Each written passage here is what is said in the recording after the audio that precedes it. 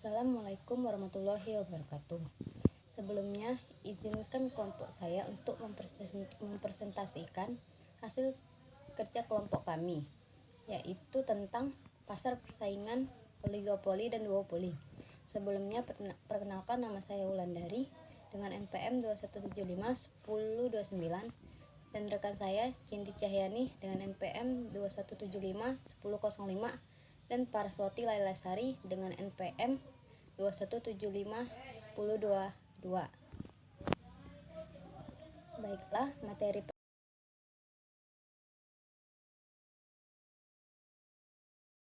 duopoli antara Android dan iOS. Pertumbuhan 2 digit di pasar smartphone pada kuartal awal tahun 2021 berakhir pada kuartal ketiga 2021 atau 3Q21 yang artinya 3 kuartal di tahun 2021 karena pengiriman di seluruh dunia menurun 6,7% dari tahun ke tahun. Dari data awal dari International Data Corporation atau IDC, Worldwide Quarterly Mobile Phone Tracker, vendor smartphone mengirimkan total 331,2 juta unit selama kuartal tersebut. Meskipun sedikit penurunan diharapkan pada kuartal ketiga yang rendah secara musiman, penurunan sebenarnya lebih dari 2 kali perkiraan pertumbuhan, hingga mencapai minus 2,9%. Dari grafik tersebut, bisa kita lihat bahwa market share iOS lebih tinggi daripada Android. Itu karena pengguna iOS lebih banyak daripada pengguna Android di zaman sekarang ini. Hampir semua wilayah mengalami penurunan pengiriman selama 3Q21 atau 3 kuartal di tahun 2021.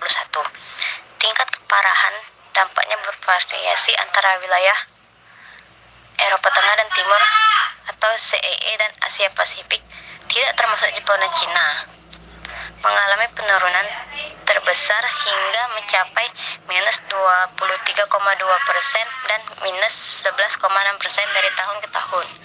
Namun, di wilayah seperti Amerika Serikat, Eropa Barat, dan Cina, penurunan tersebut tidak terlalu terlihat di angka minus 0,2%, minus 4,6%, dan minus 4,4% dari tahun ke tahun, karena wilayah ini biasanya lebih diprioritaskan oleh vendor.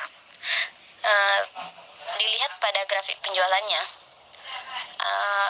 iOS lebih banyak penggunanya 19,9%, sedangkan smartphone jenis lain itu termasuk rendah.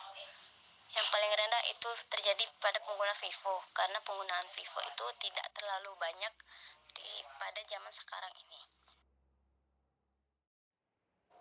Samsung menyelesaikan kuartal di posisi teratas dengan 69,0 juta unit dikirimkan dan pangsa pasar 20,8%.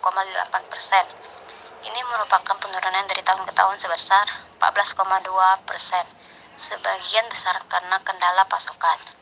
Apple mendapatkan kembali posisi kedua dengan 50,4 juta unit dikirimkan untuk pangsa pasar 15,2% dan pertumbuhan yang luar biasa 20,8% dari tahun ke tahun. Xiaomi mencatat penurunan 4,6% di 3Q21 atau 3 kuartal di tahun 2021 setelah pertumbuhan 2 digit yang tinggi selama 4 kuartal sebelumnya. Karena juga berjuang dengan masalah pasokan yang tidak dihadapinya di kuartal sebelumnya. Xiaomi masih merebut posisi ketiga dengan pangsa 13,4% dan pengapalan 44,3 juta. Vivo dan Oppo terikat untuk tempat keempat dengan pengiriman 33,3 juta dan 33,2 juta unit dan pangsa pasar 10,1% dan 10,0%. Vivo melihat pertumbuhan pengiriman tahun ke tahun sebesar 5,8%, sementara Oppo mengakhiri kuartal dengan pertumbuhan tahun ke tahun hingga mencapai 8,6%. Baiklah, materi selanjutnya akan disampaikan oleh rekan saya Cindy Cahyani. Dipersilakan. Baik, terima kasih moderator karena telah diberi kesempatannya. Baik, saya akan melanjutkan presentasi Dalam Kamus Besar Bahasa Indonesia, KBBI, oligopoli didefinisikan sebagai keadaan pasar dengan produsen pembekal barang hanya berjumlah sedikit, sehingga mereka atau seorang dari mereka dapat memengaruhi harga pasar. Indikasi oligopoli di industri penerbangan seperti yang diungkapkan Tulus tercermin dari makin sedikitnya pelaku usaha penerbangan di tanah air. Sebelumnya pangsa pasar angkutan udara dikuasai oleh 3 grup besar, yakni Garuda Indonesia, Lion Air Group, dan Sriwijaya Air Group. Namun saat ini persaingan makin sedikit setelah Sriwijaya Group bergabung dengan Garuda Indonesia melalui kerjasama operasi KSO yang sudah dijalin oleh 2 perusahaan maskapai itu. Dengan adanya KSO ini, maka sebagian besar aktivitas bisnis dari mulai operasional maupun finansial Sriwijaya diatur oleh Garuda Indonesia lewat anak usahanya Citylink Indonesia. Aktivitas ini jelas memengaruhi persaingan di industri penerbangan nasional. Para pemain besar industri ini pun bisa lebih bersepakat mengatur tarif. Persengkolan kartel makin terlihat ketika pelaku industri penerbangan nasional kompak menurunkan tarif tiket pesawat di waktu bersamaan pada 13 Januari misalnya. Sejumlah maskapai penerbangan yang tergabung dalam Indonesia National Air Carrier Inasa sepakat menurunkan harga tiket pesawat sebesar 20-60%. Keputusan itu diambil setelah maskapai penerbangan berunding dengan Angkasa Pura Airnav dan PT Pertamina Persero.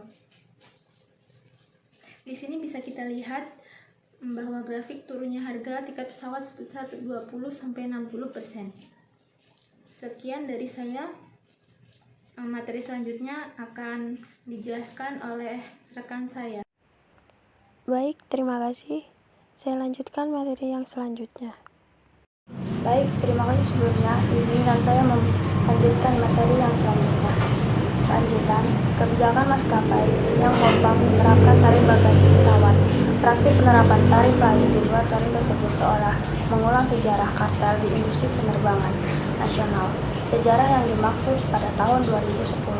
Kala itu, KPPU mengambil keputusan menghukum 9 perusahaan penerbangan lantaran melakukan kartel pada penerbangan harga fuel surcharge sejak 2006 hingga 2009. Tarif fuel yang dimaksud adalah komponen biaya tambahan dari maskapai yang ditujukan untuk menutupi biaya yang diakibatkan kenaikan harga bahan bakar pesawat atau aftur.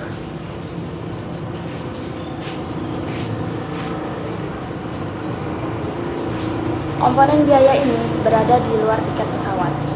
Sejumlah indikasi tersebut terjadi temuan awal bagi KPPU untuk melakukan penyelidikan dugaan kartel di industri penerbangan nasional yang menyebabkan mahalnya harga tiket di Indonesia. Kelebihan dan kekurangan dan kesimpulan dari artikel yang telah kita bahas. Kelebihan dari artikel 1. Dapat menambah pengetahuan bahasa. 2. Dapat mudah dipahami. Dan kekurangan dari artikel yang dapat kita rangkum adalah kekurangannya, artikel tersebut masih jauh dari kata baik atau masih ada kurangnya. Artikel tersebut masih belum sepenuhnya memberi informasi secara detail. Kesimpulan oligopoli. Kesimpulan dari oligopoli, permasalahan yang terjadi pada industri penerbangan diantaranya kurangnya ketersediaan tiket, sehingga mempengaruhi harga penjualan tiket semakin menurun. Penurunan harga tiket tersebut mengakibatkan kebijakan maskapai yang kompak menerapkan tarif bagasi pesawat. Praktik pengolahan tarif bagasi pesawat diatur sebagai sejarah kartel di industri penerbangan. Adapun komponen biaya tambahan, yakni tarif fuel surcharge, komponen biaya tambahan maskapai yang ditunjukkan untuk menutupi biaya yang diakibatkan oleh kenaikan harga bahan bakar pesawat atau aftur yang mengakibatkan kenaikan harga tiket pada penjualan tiket tersebut semakin tinggi dan semakin mahal. Kesimpulan dari duopoli. Pada saat ini, smartphone sangatlah banyak digunakan, apalagi dicari. Dikarenakan saat ini banyak yang menggunakan kegiatan melakukan online. Sehingga banyak sekali merek-merek smartphone tuh yang bermunculan, dari merek yang nilai jualnya tinggi hingga nilai jualnya rendah. Sehingga dapat menjadi permasalahan, yakni Banyaknya persaingan pasar yang menjual produk smartphone yang ia tawarkan, sehingga produk tersebut mengalami perubahan baik secara fisik bahkan merek yang dia jual. Saat ini, merek yang nilai jualnya lebih tinggi sekarang setelah laris di pasaran. Terima kasih. Itu saja yang bisa dapat kami sampaikan. Kurang dan lebihnya kami mohon maaf, dan kepada Allah kami mohon ampun. Kami berharap kritik dan sarannya agar kami bisa memahami semua materi yang telah kami sampaikan. Sekian, wassalamualaikum warahmatullahi wabarakatuh.